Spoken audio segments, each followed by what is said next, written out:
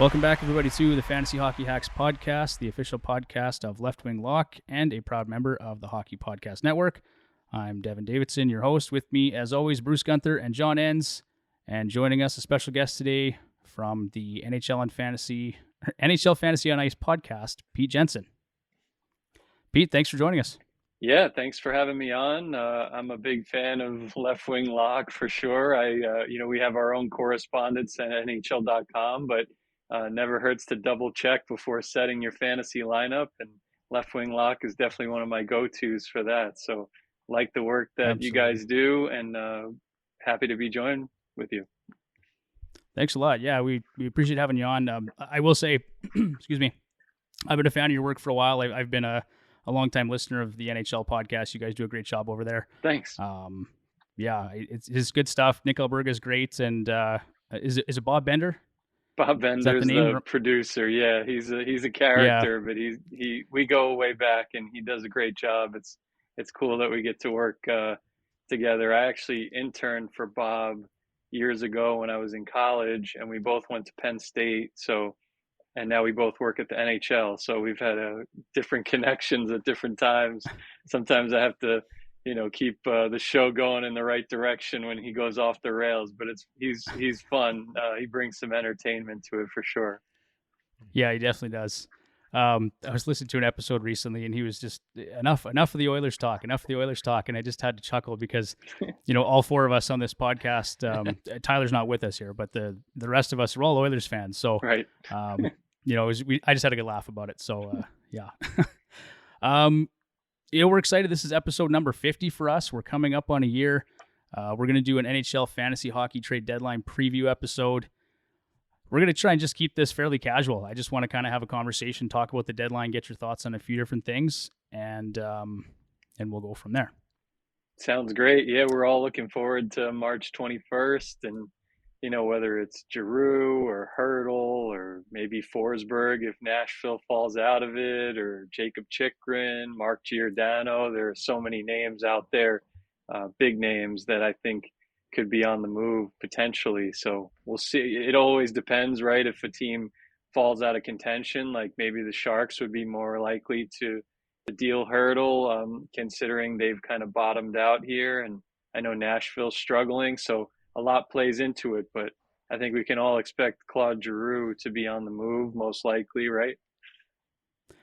I think so. He's number one on most of the lists that I've seen, and he's the first player that I wanted to talk about when we get there. So I guess first things first, maybe tell our listeners where they can find you on social media. Sure, yeah. NHL Jensen, and also check out the NHL Fantasy Facebook, Twitter, and Instagram pages. I'm on Instagram and Twitter as well at NHL Jensen. And and we have, great content with Nick Alberga on the podcast. You can find my rankings on NHL.com/fantasy as well, from our waiver wire list to our 100 forward rankings, 50 defensemen, 25 goalies, top 200 overall. We update them every week, and we have DFS picks every day with any slate of more than like 2 games. So pretty much every day, especially after all the postponements earlier in the year. So we've been rolling out the picks as well. And we touch on sports betting a little bit in the Fantasy on Ice podcast as well. So pretty much whatever type of format you play in or follow, or even if you're just a general hockey fan, I think our show is a good listen to keep tabs on everything going on around the league with all 32 teams. Yep, absolutely. You won't get any argument from anyone on this podcast. Not at all. So you mentioned that you went to Penn State. Where are you from originally? Where's home? From Long Island. So grew up like in a couple of different hockey teams, including the Islanders, but they were pretty bad for a while. So I was into the Sabres when I was in high school, like the Ryan Miller, Danny Briere type Sabres. And grew up on Long Island, and I live in Queens now, just a short train ride from the NHL's offices in New York City. So it's, hockey was always, a big part of my life, but it's, I've been working at the league for about 11 years now. And certainly since working from the league, I can honestly say, like, it's as good as any other sport out there. Whereas like earlier in my life, maybe I was a little bit more of a football fan or a baseball fan. It's not just my work, but I'm very passionate for the game, and I feel like over my time here, I've become so in love with the game for sure. Well, as Canadians, of course, we love our hockey. Of course. Oilers or not, I mean, I just love watching hockey. So, well, that's really interesting. Yeah, that was my next question: is who was your favorite NHL team? And you covered that one for me, so thank you. Um, how did you get started with fantasy hockey? Like, how long have you been playing it? I mean, I'm assuming you still play on a regular basis. You're not just doing the analysis. You're actually involved. And how did you get started on the NHL Fantasy on Ice podcast? How did that come about? Yeah, sure. So the podcast came from years of me working at the league and building the foundation of our coverage with our rankings and our picks and kind of growing it from within. I've been playing. I think the first year I played fantasy hockey was like 2005, right after the lockout. I'm pretty sure I had Yager on my team from when he was with the Rangers, and he set their franchise records in a bunch of categories. So, and I had a bunch of those Sabres on my team as well. So that was really fun. And yeah, started playing in high school casually, played a little bit more in college, even though I was in the middle of Pennsylvania, couldn't watch my local teams as much uh, because that was before, the NHL had its current TV deals and stuff. So I saw a lot of Penguins, a lot of Flyers from central Pennsylvania. So played in some fantasy leagues then. And then, yeah, got into it again in 2011 when I got hired by the league out of Penn State. So just kind of contributed in any different way that I could, covered some prospects, covered some different trends, some game previews, and some fantasy. And then fantasy kind of became my niche. Nobody really, they did some coverage, but nobody really had full ownership of it at the league. So it was something I was really happy to get involved in.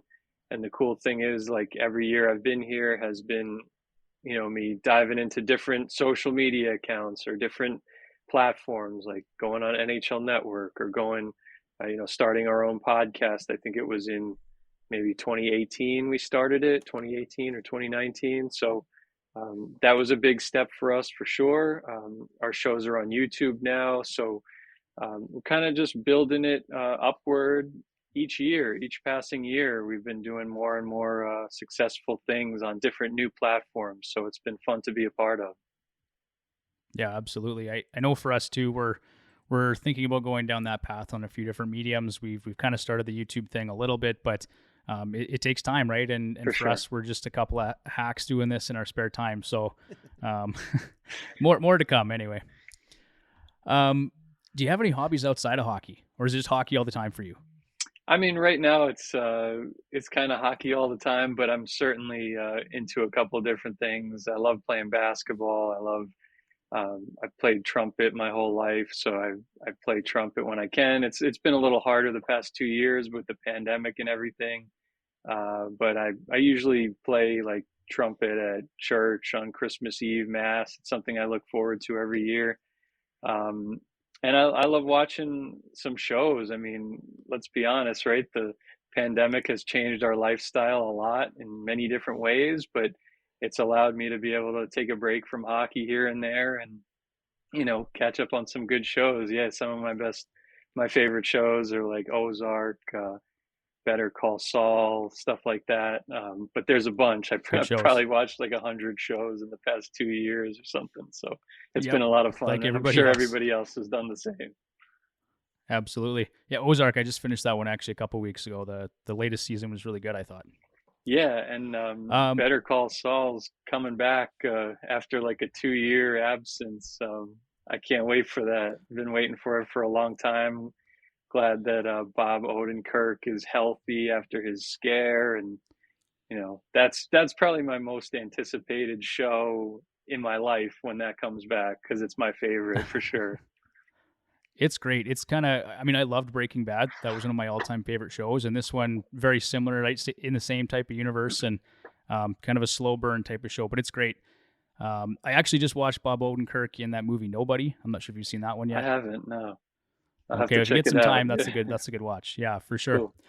Cool. Okay, let's move into some hockey talk here. I just want to get your opinion in your mind. Which player's been the most fun to watch so far this season?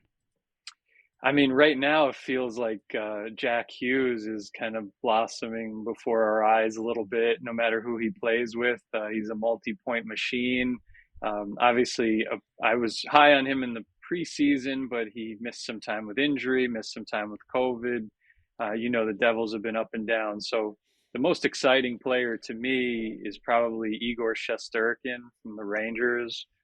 The fact that he's in the MVP race as a goaltender is, of course, a wonder in itself. But when you look at the fact that the Rangers are like the second worst team in possession, shot attempts percentage, I mean, how is he doing this? He's holding them on his shoulders on a nightly basis. So, yeah, there are so many great stories, so many breakout players.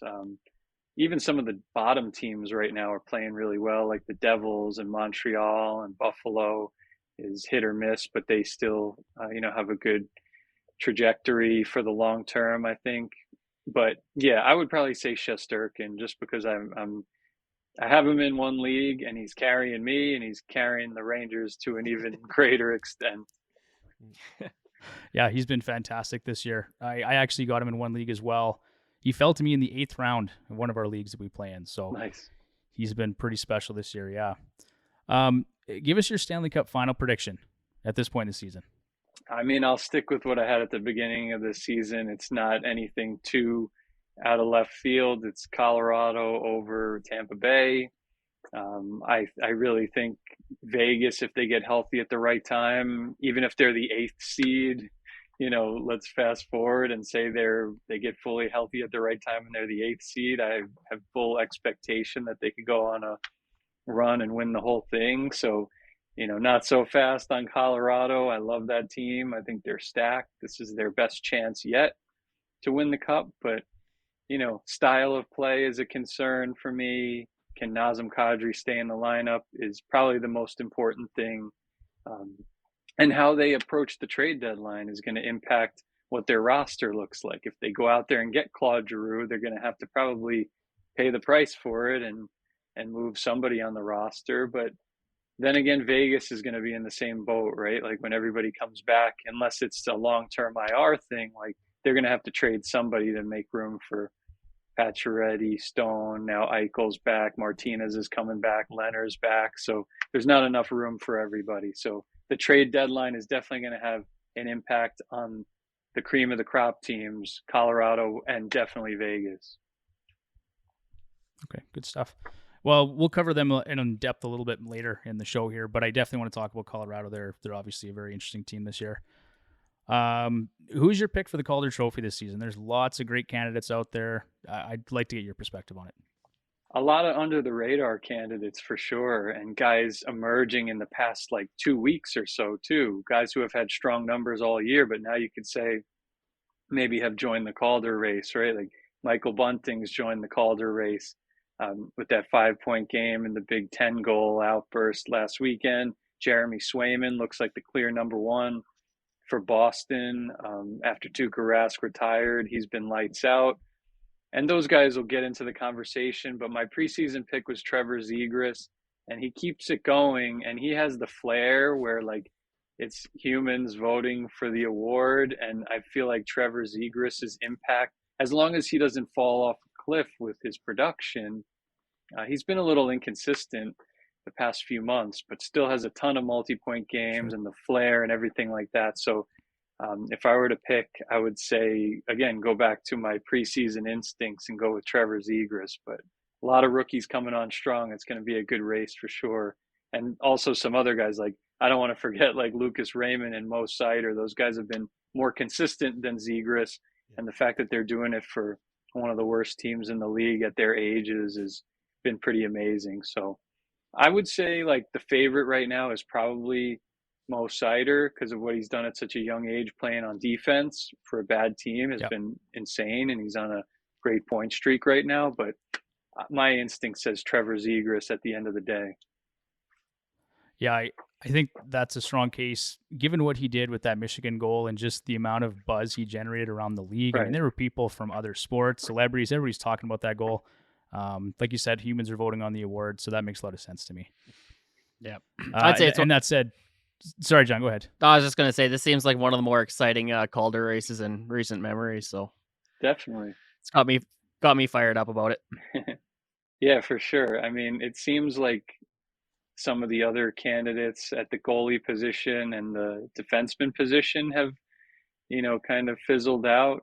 It seems like Swayman as the goalie, Sider as the defenseman. It's a shame that Bowen Byram's been injured so much. Hope to see him come back in time for the playoffs and just be healthy again for sure. And then, at the forward position, there have been other guys like even Tanner Jeannot has a case. I don't know that he's going to win the award playing as a power forward, like on a third line for Nashville, but he deserves a shout out for what he's done. And I believe he's an undrafted player. So that just makes it even more crazy what he's been able to put together in his rookie season after being completely overlooked by the whole league.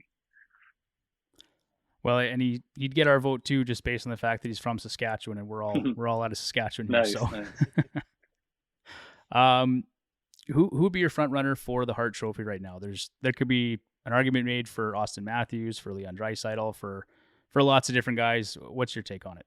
Yeah, I mean, it seems like it's becoming a Matthews Shesterkin type thing, but I do believe there are cases for other guys. What Huberdeau has done on a separate line from Alexander Barkov the past 2 years, and especially this year, like among the scoring leaders in the league, has been insane. So he's a contender. Alex Ovechkin has that narrative and everything with chasing the goal record. And I know that certainly, he's going through a tough time right now.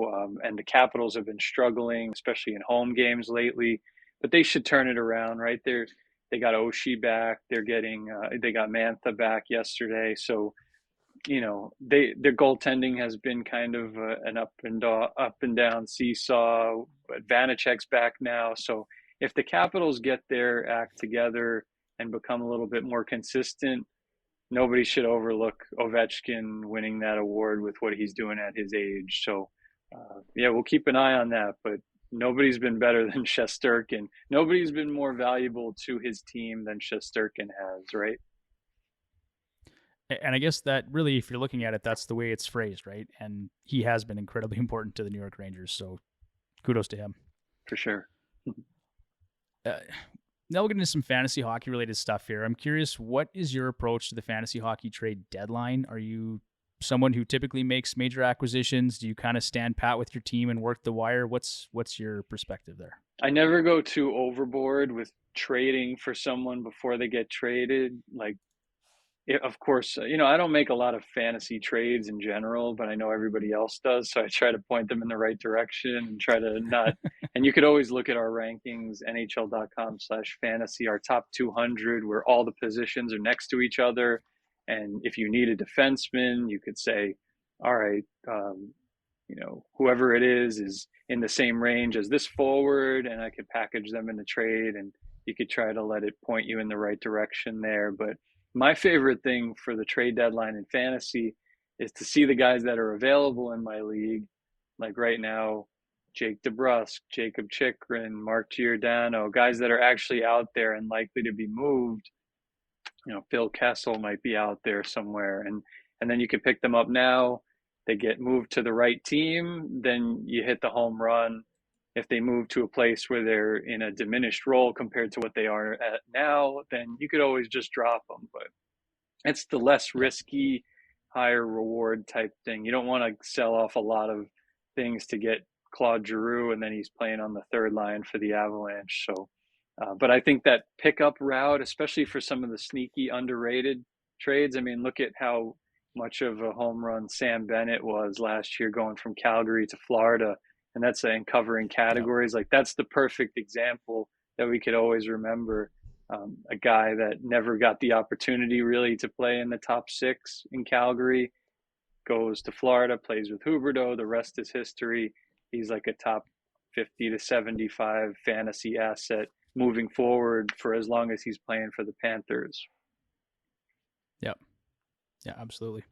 I managed to pick him up in one league this year too, or through the draft. Nice. Does your trade strategy, I guess, like you said, you don't do a ton of trading, but if you did, I mean, is it going to vary based on team standings? Like if you're in first or fifth or 12th, how do you look at it, or how would you approach that, or what would your advice be to listeners? Well, I know circumstances are different. Sometimes you've been, in a keeper league and this is your year to try to win it. Maybe if you've never won your league before, so you can afford to take some more risk with future picks. I don't like to deal, future first or second or third or fourth, like the top 4 rounds of a keeper league draft. Like I would never trade one of my first 4 picks, just because I always want to be in contention in my leagues for the long haul. So it's just my personal preference. But, certainly you could trade some future picks. Like you really want to win that league, you trade like a 4th, 5th, or 6th rounder to get the guy that you need. But again, you don't want to break up your team completely. And a lot of the things come down to random things during the fantasy playoffs. I think probably stick with the team that got you there in roto leagues, but you could be a little less hesitant to make a big, blockbuster to solidify yourself as, first or second place team in your league if you're in a head-to-head league. So, yeah, you could always hit me up too at NHL Jensen, like with your specific trade proposals, and whether it's like people hit us up on DMs on the Instagram account or on replies on the Twitter account most often, but whatever you're most comfortable with. I understand people don't want to give away all their my tips to the rest of their league. So yeah, Yeah. it's up to the individual and what they want to do with reaching out to us. But myself and Nick Alberga, definitely very interactive with fans, and we talk about fan questions on our show every single episode, which I think is important because we see what affects our fantasy teams, but we want to get the pulse of the fans and what they're thinking and who they want to pick up and point them in the right direction whenever we can. So the fans are a great resource to us. Yeah, absolutely. I've noticed just in the time we've been doing this, sometimes there's things that a fan will bring up or a listener will bring up that I hadn't really considered or thought about too much. And then that gets you, kind of sends you down the rabbit hole and you started evaluating players differently, right? So, okay, well, with that, I just want to do a quick shout out here for NHLShop.ca, the Fantasy Hockey Hacks podcast, a proud partner of NHLShop.ca, the best source for all your officially licensed NHL apparel and merchandise. Follow the links in our show notes or on our website. Save up to 50% on select apparel now and get free shipping on orders over $99. Use promo code NHLFS99 at checkout. Terms and conditions apply. See store for details. Full disclosure, Fantasy Hockey Hacks may receive a small commission for your purchase, which helps us to continue providing original content and fueling Tyler's gambling habits. And that's usually a shot at Tyler, but he's not on the show today. So, Pete, thank you for sitting tight with us there on that one. I wanted to move on to the NHL trade deadline buyers and sellers. And we've kind of got, there's quite a list of potential buyers and a list of potential sellers. And so, in your mind, which teams do you expect to be the most active at the trade deadline in terms of buyers? I mean, I do expect the Avalanche to do something. I do expect the teams like the Edmonton Oilers, Pittsburgh Penguins to be maybe a little more desperate than the Avalanche. I mean, there's something to be said about the Avs just wanting to get into the playoffs on a high note, healthy, not disrupt their roster too much. Whereas a team like Pittsburgh, especially this year, they're not going to be running into the Islanders, which is good for them in the first round. They have a real chance to come out of that division. Right? I think they could play with any of those teams. I would give them the edge in a series against the Capitals. I'd give them the edge in the series against the Rangers. And even a team like Carolina, as long as Tristan Jarry's playing at a high level, I think they could go toe-to-toe with them as well. So in the Metro Division. So, but again, Pittsburgh, with all their guys on expiring contracts, right? Like Brian Rust, Evgeny Malkin, Chris Letang. It feels like this is the last hurrah for them. They actually could go on a deep Yep. run, and they have that like Brian Burke type short-term mentality in terms of trying to, compete for a cup here and now and let the rest sort itself out down the line. So I think Pittsburgh's going to make a move, and I think they need to make a move if they're really going to think about contending for a cup realistically with teams like whoever they're going to play potentially in the Atlantic, whether it's Tampa, Florida, or maybe Toronto. They're going to need something to set them apart from whichever of those teams they're going to cross paths with in the best case scenario. Yeah, I would totally agree with that. I've been hearing some talk about Kasperi Kapanen potentially being moved. I mean, he has not been overly productive this season playing alongside Evgeny Malkin. Maybe a more high-profile winger comes in and that seems like a Brian Burke type thing to do. Maybe bolstering their defense never hurts to add some depth to your D going into the playoffs, but time will tell. I guess on that note too, between Carolina, Florida, Colorado, and Tampa, I mean, of those teams, which one do you think is most likely to make a move? I mean, none of them have a ton of cap space, my understanding. And like you alluded to earlier, you don't really want to rock the boat too much. Colorado, they're winning. Carolina's winning. Florida, how much do? You don't want to break up the chemistry. So is there one team there that sticks out to you? It's going to be interesting to see what goes on with the Florida Panthers because they're so deep. They have the assets to make a move. I mean, they would probably have to part ways with one of their good third liners or fourth liners, but if that means they could get Jacob Chikrin or something, like maybe that would help them put them over the top in a series against Tampa Bay. They'll have Ekblad healthy this year and playing in top form, we hope, and an even deeper lineup than last year, I think, with how good the third line has been with Lundell and Marchment. But again, it's the Tampa Bay Lightning. Like, who's beating that team when they have all five of their stars healthy? So I still think Florida is probably going to be looking to put themselves over the edge in the right direction if they can, if the opportunity presents itself. So, yeah, Carolina, I'm not really sure how patient they're going to be. They've been deep in the playoffs before. It seems like they retooled in the off season and maybe they're a little bit better than last year. So do they disrupt anything? It may depend on whether Tony DeAngelo's healthy. So it's probably going to depend on like if DeAngelo's back by then, maybe the Hurricanes stand pat.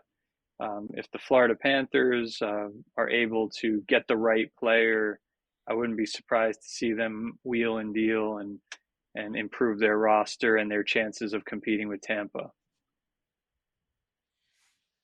Okay, good stuff. One question we've had lots of is around the goaltending situations in St. Louis, Toronto, and Washington. Mm-hmm. What would your advice be for fantasy managers with shares in those goalies? Right. So it seems like when Vanacek is healthy, he's the guy. It's a really good move for them to get him back from Seattle. When you think about that Seattle took him in the expansion draft and then ended up signing Grubauer. I mean, if the Capitals didn't have Vanacek this season, they might not even be a playoff team. So as crazy as that sounds, and so it's good for them that they have him back. St. Louis, Binnington's been a little bit better lately. That's good to see. St. Louis needs that contract to age a little bit better than it has because Husso is a UFA after this year. So even though he's been like one of the breakout goalies of the season, are they really going to invest long-term in Ville Husso with all the money they're paying Binnington?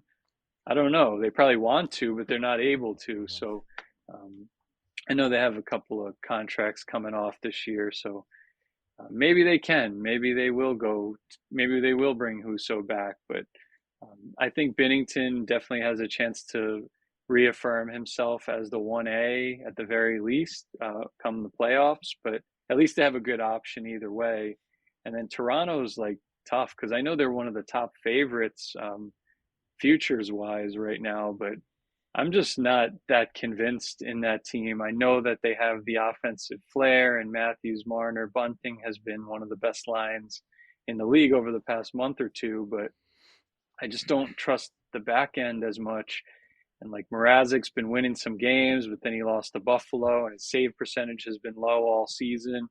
And Campbell's come back down to earth after elite play over the first 2 months. So I can't say with confidence that I trust Toronto's defense or their goaltending right now. So how in the world are they going to get past Florida and Tampa in the playoffs? I mean, it seems a little unlikely. Of course, it's possible with the caliber of players they have, but seems unlikely to me because it's a very difficult path. So I'm probably most worried about Toronto's goaltending, and I don't even know if they have the flexibility to make any upgrade in that department in the off season. So they're kind of stuck right now, and just hoping that one of those two guys bounces back and runs with it come playoff time. Campbell was good in the playoffs last year, so maybe they do have some hope, but they certainly got to turn it around compared to what they're doing right now.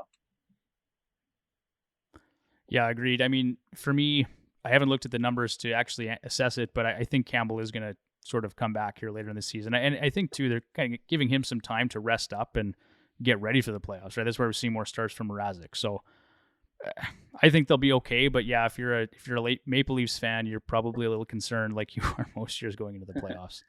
Yeah, I mean, they have such a long playoff series win drought. The Panthers do as well.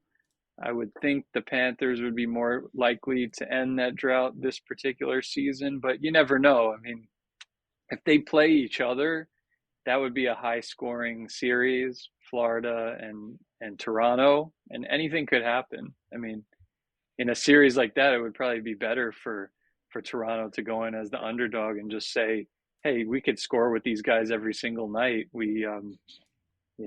I think a higher scoring series might play into Toronto's favor a little bit. So, because Florida's defense and goaltending, they give up a lot of high danger chances lately, and I mean, Bobrovsky has had a great season overall, but he has been a liability come playoff time with the goals he gives up through the years, except for that one year when Columbus upset Tampa Bay. I mean, he doesn't have a great playoff track record, and Spencer Knight this year has been one of the most disappointing players for me fantasy-wise in the whole league because I got him on two of my teams, and he's been in the AHL lately.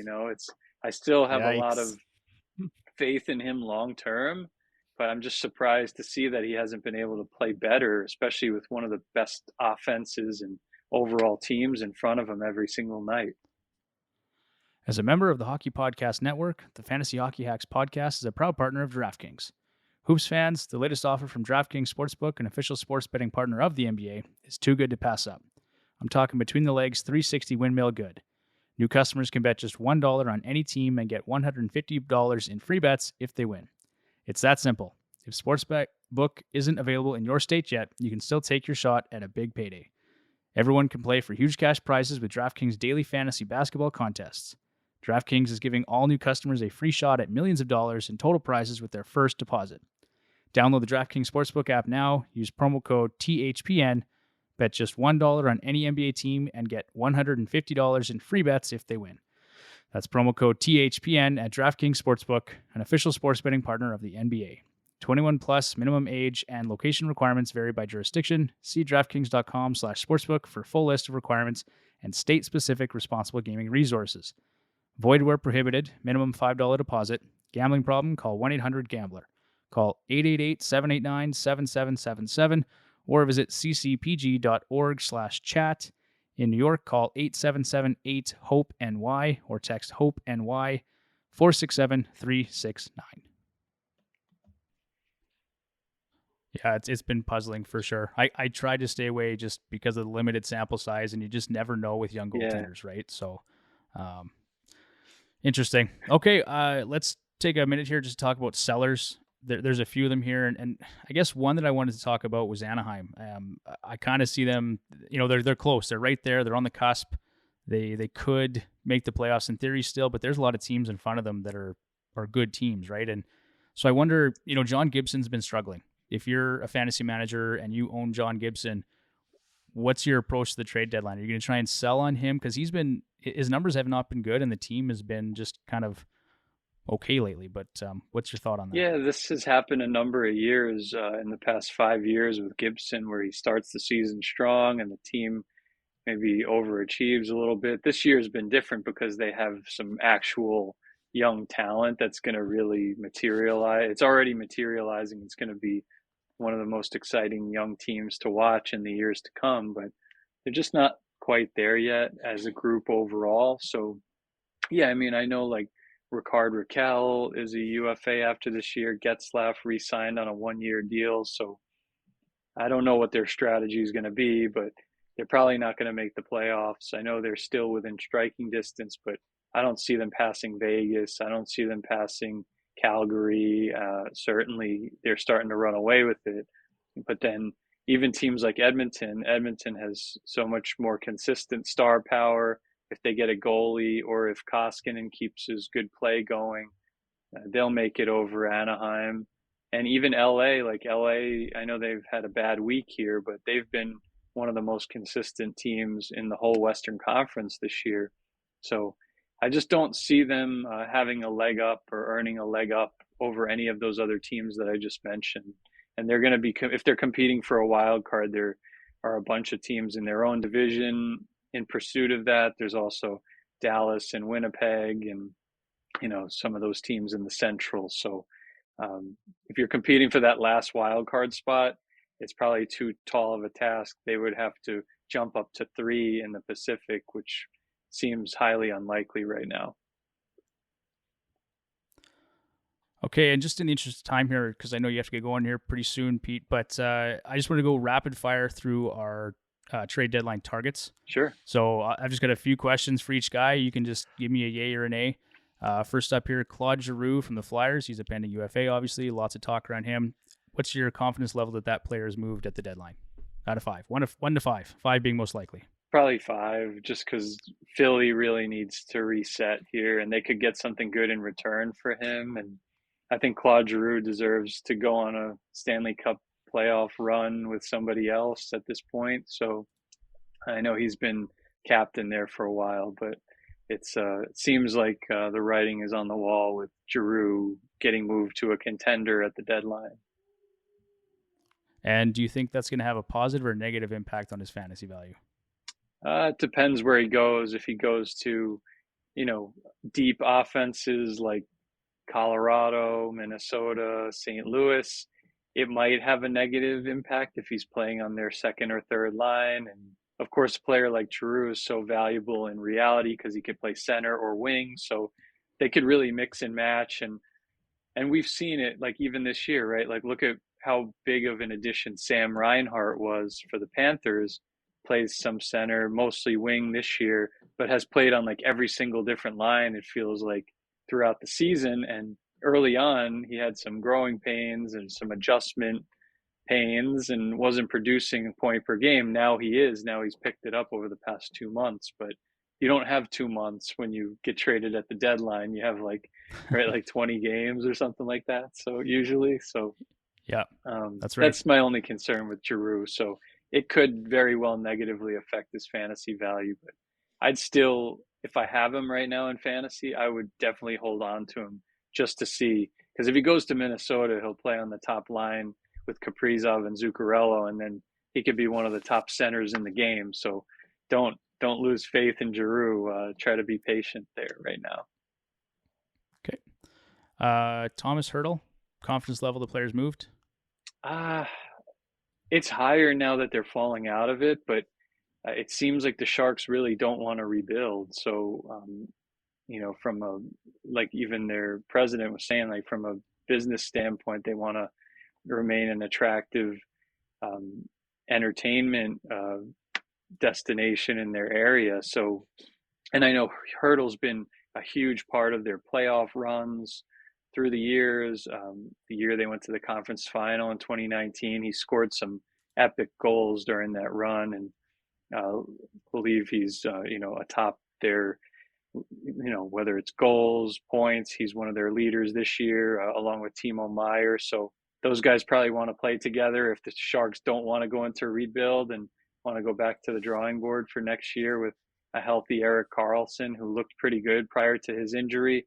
They may very well not trade Tomas Hertl. So if we're doing 1 to 5, maybe I'd do 2 or 3 for Tomas Hertl, just because it seems like there's a team hesitation there to move that player. Okay. And do you see his fantasy prospects kind of going up or down? I mean, obviously, yeah, it depends on where he gets moved, but I mean, he's a pretty high profile player for them. So what's your thought? It would probably go up. I mean, right now I believe I dropped him out of the top 100 forward rankings this week, just because he hasn't been producing lately, and the Sharks are not going upward right now. So I'd certainly put him back in if he went to almost any team out there, especially a contender, because especially at the center position, if someone's given up a lot to San Jose to get him, you're going to have to give up a lot to get Hertl, because if they keep him, they're going to probably try to re-sign him, and he probably would re-sign there. I know he likes it there. So you're going to have to give up a lot. So then you'd probably be a top 6 forward, first or second line center for a contender, and more solidified lineup placement than Giroux, you would think. So yeah, it would almost certainly improve his fantasy stock if he gets traded. Okay. I want to do one D-man and one goalie, and then we'll let you get on your way here. Sure. There's been lots of talk about Jacob Chikrin, so maybe I'll just breeze over him. I think we're all fairly certain a trade will happen there at some point, but a guy like John Klingberg I find interesting because Dallas is still so much in the playoff mix. And they don't want to lose him. He's a pending UFA, but it doesn't sound like they're going to be able to re-sign him either, right? So what's your take on that situation? Is he going to get moved, and what's your confidence level?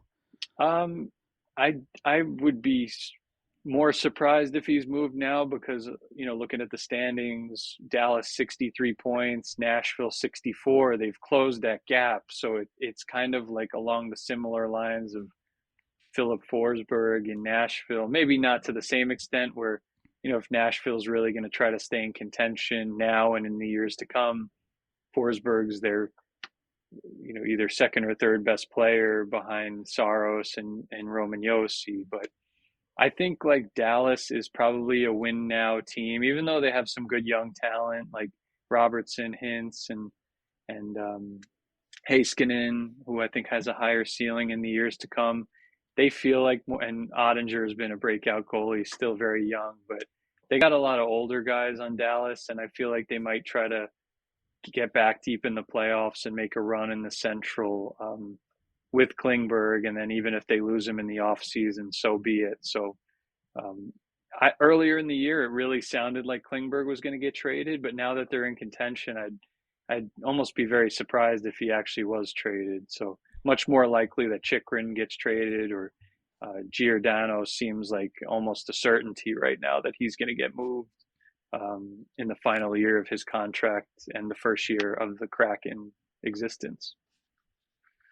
Yeah, or potentially a guy like Jeff Petrie, who there's been lots of speculation about him being moved as well. True, and he's playing well right now, Petrie, so boosting his trade stock. They already traded Toffoli, so I don't think they'll hesitate in moving him if the price is right. No question. And then just moving on to goaltenders here really quickly, probably the biggest name on the board, Marc-Andre Fleury. Yeah. He's a Hall of Famer. John is the president of that fan club. He'll tell you. Absolutely. Pending UFA, $7 million AAV. He's been okay, but Chicago hasn't been very good this year. So what is your take on that? Does he get moved? How confident are you in that? And I think we can all expect his fantasy value is going to go up regardless of where he gets moved to. Yeah, and earlier in the year, before Kemper went on a heater, we were talking about maybe the Avalanche, but it seems like that's probably not going to happen anymore.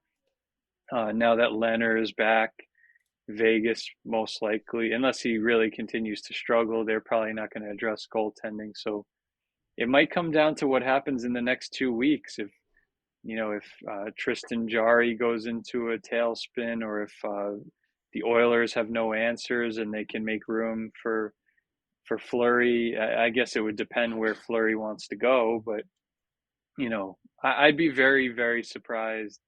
This is I have no idea what the Blackhawks are thinking, but they got him for literally nothing in the offseason. It was a salary dump by Vegas in his final year of his contract. So why wouldn't they trade him? Marc-Andre Fleury is probably not going to re-sign there.